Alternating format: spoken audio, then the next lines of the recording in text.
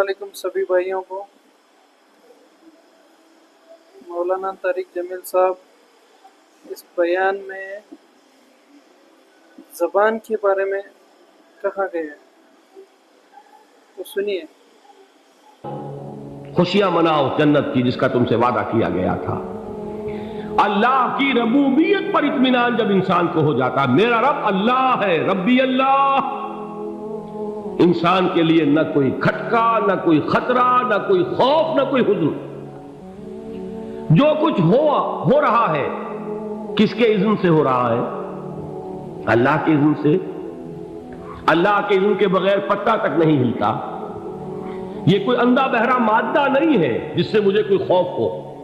اندھا بھینسا چلا آ رہا ہو اس سے تو ڈرنے کا ہر انسان کو ڈرنا چاہیے، نہ معلوم کس کو ٹکر مار دے۔ لیکن نہیں، اس کائنات کو چلانے والا ایک سمیع و بصیر خدا ہے۔ وہ جو میرا دوست ہے، میرا ولی ہے۔ اللہ ولی الذین آمنوا یخرجہم من الظلمات الی النور۔ اللہ اہل ایمان کا ولی ہے، ساتھی ہے، پشت پناہ ہے، مددگار ہے، حمایتی ہے۔ بتائیے جسے یقین ہو جائے کہ اللہ میرا مددگار، اللہ میرا محافظ، اللہ میرا پشت پناہ، اللہ میرا حمایتی، اس کے لیے کوئی خوف ہوگا؟ اس سے کوئی ڈر ہوگا؟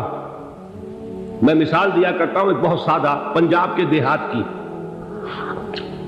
تو بڑا چودھری ہے اور کوئی غریب کسان ہے۔ اس غریب کسان کے جانوروں کو ہر وقت اندیشہ ہوگا چوری کا، کوئی میری بھینس کھول کر نہ لے جائے، کوئی میرا بیل کھول کر نہ لے جائے۔ لیکن جس کے بارے میں یہ سب کو معلوم ہو کہ وہ جو بڑا چودھری ہے وہ اس کا دوست ہے، اس کی بچیا کو کوئی خوف ہوگا؟ اس کی بھینس پر کوئی ہاتھ ڈالے گا؟ اسے کوئی اندیشہ ہوگا؟ نہیں۔ کیوں؟ کہ وہ بڑا چودھری، بڑا اس کا یہاں کا سردار، جاگیردار، سب کو معلوم ہے وہ میرا دوست ہے، کوئی میرے خلاف اقدام نہیں کر سکتا۔ اس دنیا میں یہ چھوٹی سی بات اگر آپ کے دلی اطمینان اور سکون کا باعث بن سکتی ہے تو ذرا تصور کیجئے۔ میں لفظ تصور استعمال کروں گا صرف اس لیے کہ اس کا ہم جس کو کہتے ہیں ادراک اور شعور کر نہیں سکتے، اگر کے ساتھ کر سکتے۔ اگر یقین ہو کہ اللہ میرا مددگار اور یقین ہو کہ اللہ ہر آن میرے ساتھ ہے، پھر کوئی خوف؟ کس کا خوف؟ کوئی شے اللہ سے بالا تر ہے؟ کوئی قوت اس سے زیادہ طاقتور ہے؟ کوئی اس کے ارادے کو بدلنے والا ہے؟ کوئی اس کی مشیت کے آڑے آنے والا ہے؟ یہی بات ہے جو حضور نے فرمائی۔ یہ ایمان کا حاصل ہے لب لباب،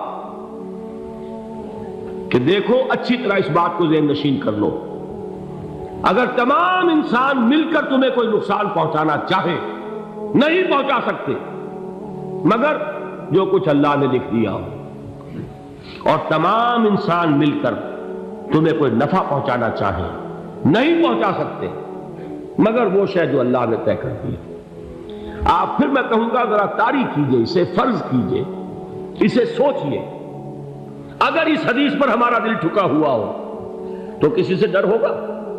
یہ مجھے نقصان نہ پہنچا دے، یہ میری رپورٹ خراب نہ کر دے، یہ میری انکریمنٹ نہ رکوا دے، یہ میرا یہ نہ بگاڑ دے، یہ میرا یہ نقصان نہ پہنچا دے۔ اس کا ڈر، اس کا ڈر، اس کا خوف، اس کی خوشامد، اس کے لیے جا کر طرح طرح سے اپنی عزت نفس کو ذلیل کروانا اس کے سامنے، یہ سب کچھ کیوں کرتا ہے انسان؟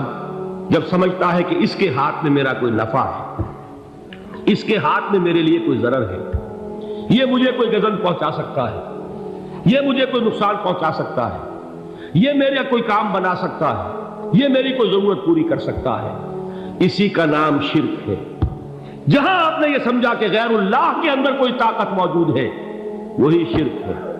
بتوں سے تجھ کو امیدیں، خدا سے نومیدی، مجھے بتا تو صحیح اور کافری کیا ہے؟ شرک تو یہ ہے۔ جس پر بھی تمہیں یہ خیال ہے، کلمہ ہے یہ کلمہ سوم، لا حول ولا قوت الا باللہ، ذرا اس پر دل کو کبھی اگر آپ تصور کریں، پھر فرض کریں، دل ٹھک جائے اس پر، کوئی طاقت نہیں، یہی بات تھی جو شیخ عبد القادر جیلانی رحمۃ اللہ علیہ نے اپنی وصیت میں اپنے بچے سے کہی.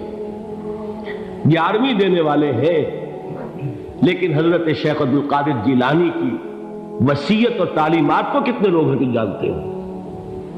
یہ جن مقامات تک پہنچے ہیں وہ کس چیز کی بدولت پہنچے؟ انہوں نے جو پیغام دیا وہ کیا تھا؟ اے میرے بچے، جس طریقے سے قرآن مجید میں حضرت لقمان کی نصیحتیں جو ہے نقل کر دی گئی ہیں، میں یہ عرض کروں گا بالفرض اگر قرآن حضرت عبد القادر جیلانی کے بعد نازل ہوا ہوتا تو شیخ عبد القادر کی یہ نصیحتیں بھی قرآن میں درج ہوتی. اتنی اونچی نصیحتیں ہیں. اے میرے بچے، اس حقیقت کو ذہن نشین کر لے، لا فاعل فی الحقیقت ولا مؤثر الا اللہ. اس کائنات میں نہ کوئی فاعل حقیقی ہے نہ مؤثر حقیقی ہے سوائے اللہ.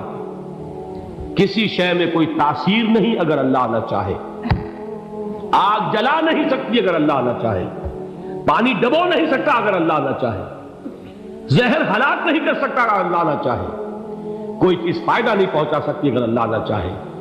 تو در در پہ کیوں سر جھکاتے ہو؟ در در پر کیوں جبیں سائی کرتے ہو؟ سب کے سامنے کیوں ہاتھ پھیلاتے ہو؟ ایک اللہ سے مانگو، ایک اللہ کے سامنے زمین پر اپنی جبین رکھو. لا فاعل فی الحقیقت ولا مؤثر الا اللہ. نظر آتا ہے ہمیں کہ پانی پیاس بجھا دیتا ہے. پیاس بجھانے کی صلاحیت پانی میں نہیں ہے، اللہ کے اذن سے. کھانا بھوک مٹا دیتا ہے، بھوک مٹانے کی صلاحیت کھانے میں نہیں ہے، اذن رب میں ہے. دیکھیے یہی یقین تھا. حضرت موسیٰ علیہ السلام کا واقعہ یاد کیجئے. سامنے سمندر آ گیا ہے، قوم دیکھتی ہے پیچھے کہ گرد و غبار کا طوفان. معلوم ہوا کہ فرعون اپنے لشکر سمیت آ گیا. لشکر جب چلتا تھا تیز رفتاری کے ساتھ تو گرد و غبار کا جو طوفان اٹھتا تھا اس کا تصور کیجیے. اور لمحہ بلمحہ وہ قریب آ رہا ہے. پوری قوم نے کیا کہا؟ اے موسیٰ انا لمدرکون، اے موسیٰ ہم تو پکڑے گئے. قرآن مجید میں تو یہاں وہ باتیں نہیں لکھی ہیں، لیکن تورات میں یہ درج ہے کہ بنی اسرائیل جھگڑنے لگے، دست و گریبان ہو گئے موسیٰ کے ساتھ. موسیٰ نے یہاں مروایا لا کر، اس سے تو ہم ہی بہتر تھے. وہاں کھانے کو ملتا تھا، زندگی تو تھی، بیگار ہم کر رہے تھے، موت تو نہیں تھی. اب جو کچھ ہوگا اس کا تصور کرو، جس طریقے سے ہمارے ٹکڑے اڑائے جائیں گے. تو لڑ رہے ہیں حضرت موسیٰ علیہ السلام سے. یہ تورات کی تفصیل ہے. قرآن میں صرف اتنا آیا ہے، پریشان ہو کر انہوں نے کہا انا لمدرکون، موسیٰ ہم تو پکڑے گئے. اس وقت موسیٰ کا جواب کیا ہے؟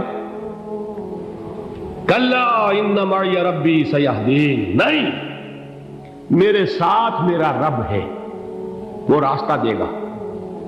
بتائیے کہاں راستہ نظر آ رہا ہے؟ یہ ہے ایمان بالغیب. راستہ نظر نہ آئے تب اللہ پر یقین ایمان ہے. جیب میں پیسے ہوں اور تب دل کو اطمینان ہے تو ایمان کس پر ہوا؟ پیسے پر، اللہ پر نہیں. جب وسائل و ذرائع نہ ہو اور پھر یقین ہو کہ اللہ مسبب الاسباب ہے، وہ اسباب کا پابند نہیں ہے، وہ اسباب کا محتاج نہیں ہے، اسباب اس کے محتاج ہے. اگر یہ یقین ہے تو اللہ پر ایمان ہے. یہ نہیں ہے تو تمہارا ایمان اسباب پر ہے، وسائل پر ہے، ذرائع پر ہے، مادیات پر ہے، اللہ پر نہیں. اس وقت کہاں راستہ تھا؟ کوئی راستہ تھا؟ سمندر ہے اور ادھر سے لشکر آ گیا ہے. کلا ان معی ربی سیہدین. اب دیکھیے ایمان کہہ دینا آسان ہے، ہوا معکم اینما کنتم، جہاں کہیں بھی تم ہوتے ہو اللہ تمہارے ساتھ ہوتا ہے. لیکن اس کا یقین قائم ہو جائے تو زمین و آسمان کا فرق واقع ہو جائے. یہی بات ہوئی حضور کے ساتھ. غار ہے، چھپے ہوئے ہیں محمد رسول اللہ اور آپ کے وہ یار غار ابو بکر صدیق رضی اللہ تعالی عنہ. اقبال نے حضرت ابو بکر کی شان میں چند اشعار کہیں صرف، لیکن واقعہ یہ ہے کہ بھاری بھاری نظموں پر اور قصیدوں پر بھاری ہے. طویل ترین نظمیں اور قصیدے ہوں ان پر بھاری ہے. ہمتیں ابو بکر کی ہمت جو ہے، کشت ملت را چو ابر، جیسے بارش سے کھیتی اپجتی ہے، ابو بکر کی ہمت اور عزیمت اس امت کو اسی طرح سینچنے والی ہے۔ ثانیے اسلام و غار و بدر و قبر، وہ دوسرے تھے اسلام میں، دوسرے پہلے کون تھے؟ انا اول المومنین، حضور فرماتے ہیں سب سے پہلا ایمان لانے والا میں، دوسرے ابو بکر۔ ویسے ہمارے ہاں یہ چلتا ہے اختلاف، حضرت علی پہلے ہیں کہ حضرت ابو بکر پہلے ہیں، لیکن اس میں بڑی خوبصورت تطبیق قائم کی ہے علماء نے، اور بہت صحیح ہے۔ چار کے بارے میں فیصلہ ہی مت کرو کہ کون پہلے، ان کی ایک عجیب تقسیم کر دی ہے۔ آزاد مردوں میں، بالغ مردوں میں سب سے پہلے ابو بکر، بچوں میں سب سے پہلے علی، خواتین میں سب سے پہلے خدیجہ، اور غلاموں میں سب سے پہلے زید بن حارثہ۔ بڑی پیاری تقسیم ہے، یہ چاروں ہی پہلے ہیں، ہر ایک کے لیے اولیت ہے۔ اور واقعہ یہ ہے کہ اگر زمانی اعتبار سے تعین ہوگا تو پہلے خدیجۃ الکبریٰ آئیں گی رضی اللہ تعالی عنہ، کسی اور سے بات کرنے کی نوبت بعد میں آ سکتی ہے، پہلے تو اہلیہ محترمہ سے بات ہوئی، آتے ہی پہلی وحی ہوئی ہے، ابھی تبلیغ کا حکم نہیں تھا۔ کس کو بتایا واقعہ؟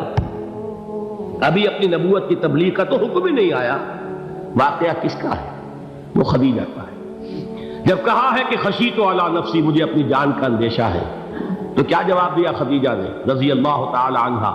وہ صدیقۃ الکبریٰ ہے۔ صدیقات جو ہے خواتین، ان میں چوٹی پر خدیجۃ الکبریٰ ہے رضی اللہ تعالی عنہا، اور صدیق جو مرد ہیں ان میں صدیق اکبر ہے ابو بکر صدیق رضی اللہ تعالی عنہ، لیکن صدیقات میں چوٹی پر۔ جب حضور نے فرمایا خشیت علی نفسی، کیا فرمایا، کیا عرض کیا، کیسے تسلی دی؟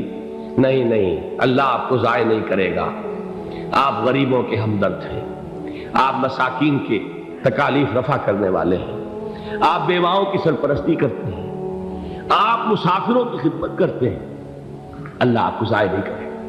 یہ یقین ہے اس خاتون کے اندر۔ خیر وہ ایک علیحدہ بات ہو جائے گی۔